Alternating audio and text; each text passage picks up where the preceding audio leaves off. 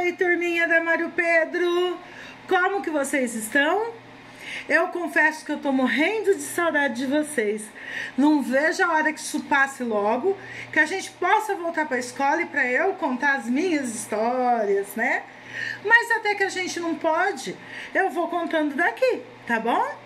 E eu espero que vocês gostem, porque hoje eu vou falar sobre o folclore brasileiro. Todo mundo já sabe, né? Nós já aprendemos que o folclore brasileiro, folclore, né? Todo país tem o seu folclore. Que o folclore, ele é a sabedoria popular.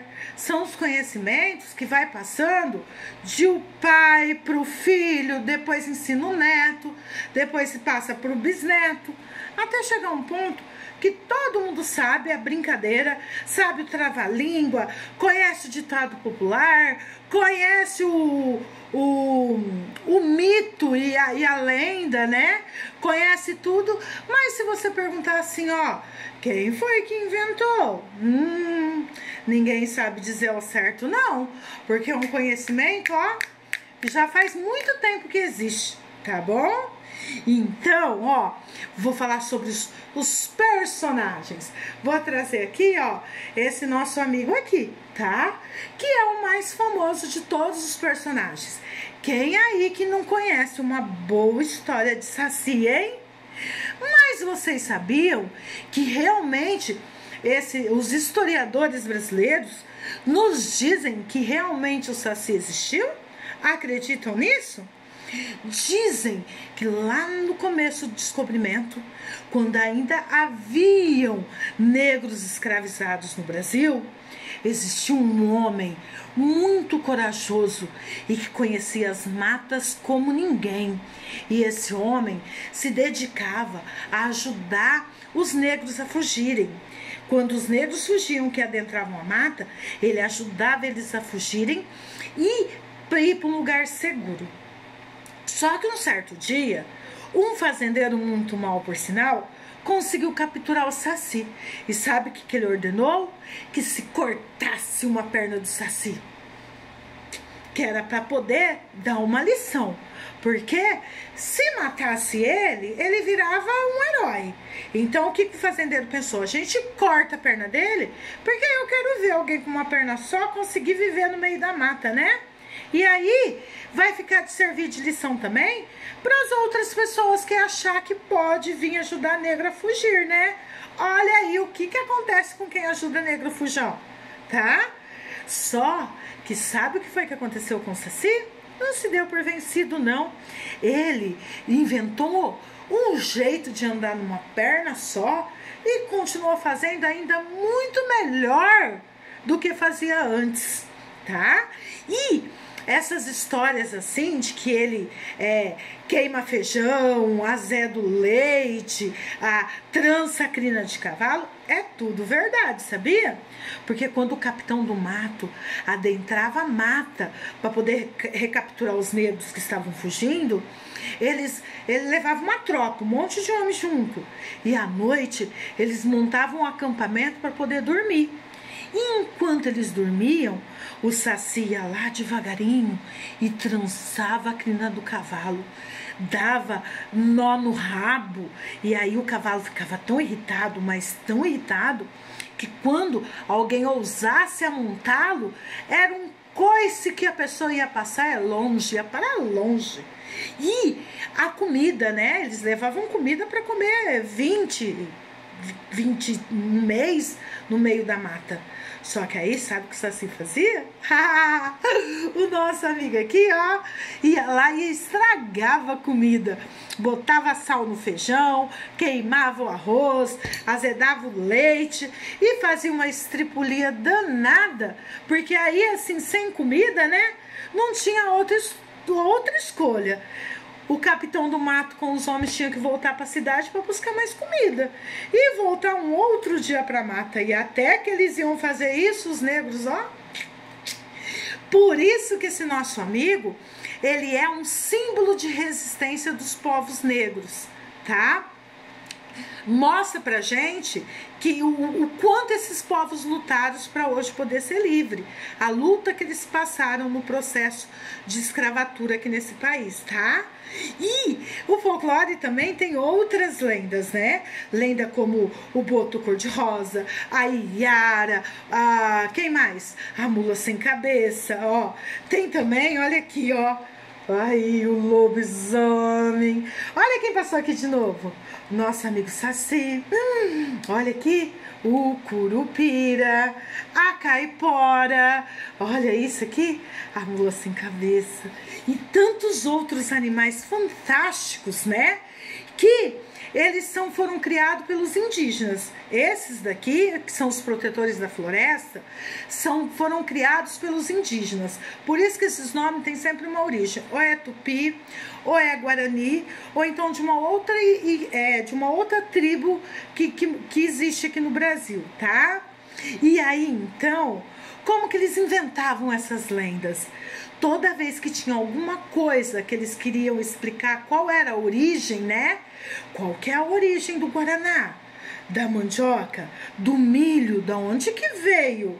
Então eles inventavam uma história fantástica para poder dizer a origem dessas coisas, tá? E os animais, né, pode ver assim, são seres fantásticos. Como é que pode um boi que virou cobra, que solta fogo pelos olhos, pela boca, pela cabeça toda, e que mora no rio e não apaga? Então, assim, são seres fantásticos que têm o dever, né, de proteger a natureza. Então, o curupira, que protege contra os caçadores, o caipora, que protege os animais, o boitatá, que protege a floresta contra os incêndios, né? Então tá sempre relacionado com algum elemento da natureza, tá? E então, vamos deixar de com esse falatório e vamos direto à nossa história de hoje? A história que eu trouxe hoje, olha aqui, vocês conseguem ler? Olha o nome dessa história, gente. A Cobra Honorato. Dizem que lá no coração da Amazônia havia uma tribo indígena, e nessa tribo indígena tinha uma índia. Gente, a Índia, ela era tão linda, mas ela era tão linda, que era a Índia mais linda de toda a região. E ela era dedicada a proteger a natureza, encantada com a natureza, fazia amizade com todos os animais, e os animais retribuíam essa amizade. Sempre que um passarinho perdia uma pena, a mais linda, eles guardavam e levavam para ela poder fazer os colares, os brincos, né? Sempre que os animais encontravam uma semente, mas tinha que ser a mais linda, a mais perfeita, eles corriam e levavam para ela. E aí ela fazia os adereços dela com a semente, olha. E então ela ficava ainda mais linda do que já era, tá? E o nome dela era Tapuia. Olha que nome lindo, né? Então essa índia que já era linda, com esses adereços todos aí, que ela ficava mais encantadora mesmo. E todos os dias, ao cair da tarde, quando o sol ia se pondo e a noite começava a surgir, ela ia lá na margem esquerda do rio Amazonas, e num rio que se chama Trombetas, ia se banhar no rio. E passava lá cantarolando e se banhando, e passava horas lá se deliciando com a água. E foi num dia desses que ela viu ao longe 2 faróis. Mas eram 2 faróis tão forte, que pareciam assim 2 sóis. Sabe assim? Bem forte. Ela nem deu bola. Ela falou assim, deve ser algum veleiro, algum barco chegando fora de hora, né? E ela continuou a se banhar. E as luzes foram se aproximando, até que chegou bem perto. Quando ela se deu conta, já não tinha mais jeito de fugir. Não se tratava de nenhum veleiro, não. Era a grande cobra d'água. Era uma cobra que pra mim era o boitatá, né? Mas lá na história dela lá, era uma cobra d'água, era o grande cobra d'água, que era o Senhor que cuidava de todos os rios. E ele soltava fogos pelos olhos, pela boca, pela cabeça. E aquele 2 faróis que ela ficou fascinada, na verdade não eram sóis, eram os 2 olhos dele. E essa cobra era uma cobra macho, seduziu a Índia, envolveu a Índia e passaram a noite ali. No outro dia, quando a Índia acordou, descobriu que estava grávida e que seria mãe. O tempo passou e nasceram gêmeos. A Índia Tapuia foi mãe de gêmeos. Só que não nasceram 2 crianças, 2 curumins, não. 2 índiozinhos, não. Nasceram 2 cobras d'água, com aquele couro bem verde musgo, bem forte. Como era cobra d'água, eles foram criados ali no rio. Ali no Rio Trombetas mesmo, ali naquele mesmo lugar onde ela se banhava. Então, a Índia passava o dia todo na margem do rio, cuidando dos seus 2 filhinhos, as 2 cobrinhas, que eram um macho e uma fêmea.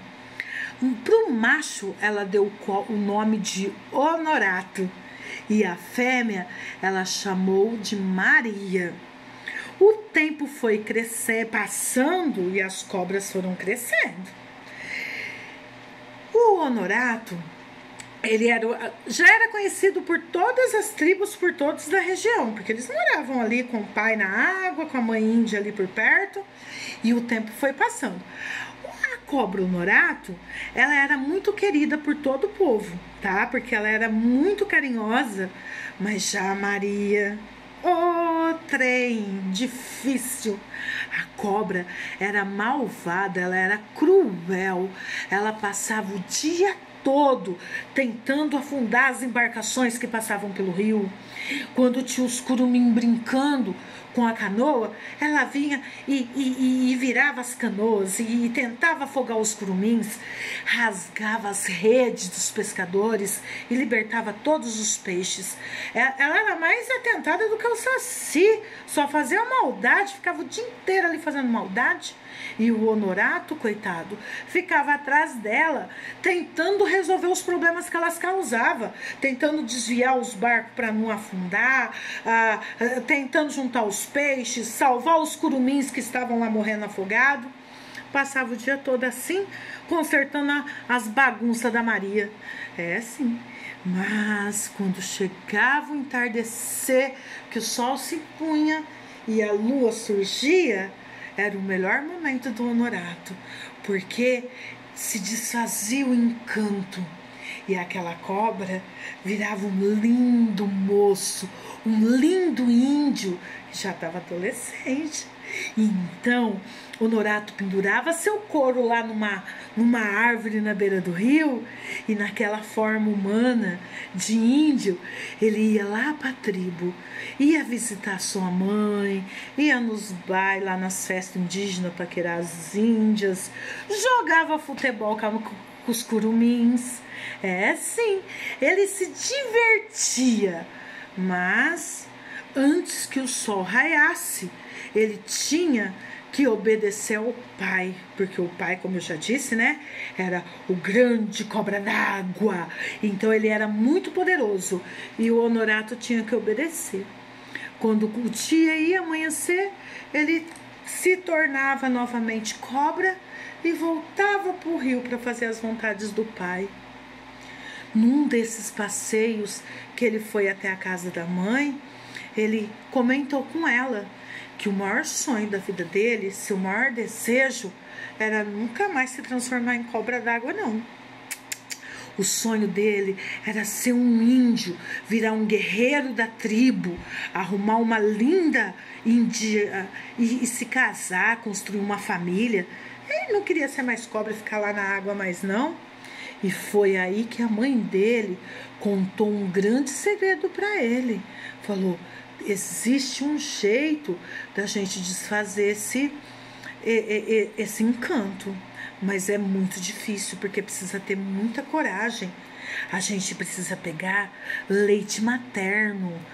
Precisa descobrir na tribo alguma índia que tenha tido algum curumim e que esteja amamentando no peito. E aí então a gente pede para ela um pouco desse leite materno, só que aí tem que ter muita coragem, porque vai ter que abrir a boca do grande cobra e jogar o leite materno dentro da boca dele. O Honorato e a mãe dele saíram mais do que depressa pela tribo, até encontrar alguma índia que tivesse tido nenê. Foi difícil, mas eles encontraram e ela, de boa vontade, deu um pote de leite materno para o Honorato. Agora chegou a parte mais difícil. Quem será que vai ter coragem de chegar perto do cobra d'água, abrir a boca da cobra e jogar lá dentro o leite materno? Foram chamados todos todo mundo da região. Chamou o pajé da tribo, chamou os guerreiros da tribo, o cacique e chamou até os curandeiros lá dos quilombos, né, dos índios que tinham por ali. Foram chamando todo mundo. Ninguém queria não se meter com aquele cobra grande. Ninguém queria. Até que apareceu um soldado do exército. O soldado do exército, que ele falou assim: olha, eu faço isso para vocês, pode deixar que eu faço. O soldado então saiu e à noite até encontrar aonde dormia o grande cobra d'água. E o grande cobra d'água estava lá do outro lado, lá no leito do rio, e dormia e roncava.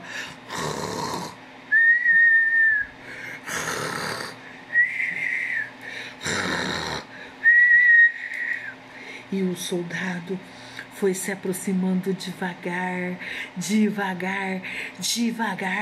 e aproveitou que ele abriu a boca no ronco e jogou lá dentro aquele monte de leite, e o cobra d'água ficou lá assim, ó. O cobra d'água lambeu o beiço. Não é que ele gostou do gostinho do leite materno? E foi nesse instante que a mágica aconteceu. Como num passe de mágica, o Honorato se transformou num homem, num índio, e pôde viver a sua vida em paz com a sua mãe e seguir a sua vida como homem, sem nunca mais ter que se transformar em cobra. Não foi muito boa? Não foi? Não foi bom esse final dessa história? Vocês gostaram? Mas e a Maria? Quem é que vai agora salvar o povo das maldades da Maria? Vocês não querem saber como que terminou a Maria, não? Mas eu vou contar. Sabe o que aconteceu com a Maria? E pode ficar despreocupado, que Maria não tem mais tempo para fazer traquinagem não. Sabe por quê?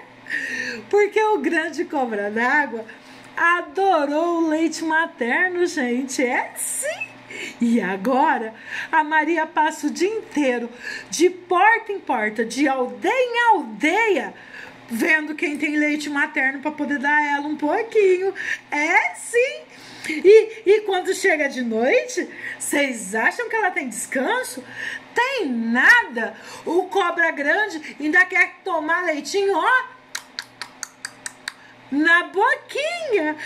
Sim. E é assim que termina essa história. E o que era doce acabou, e o que era vidro se quebrou, e a brisa que aqui passou mais uma história deixou.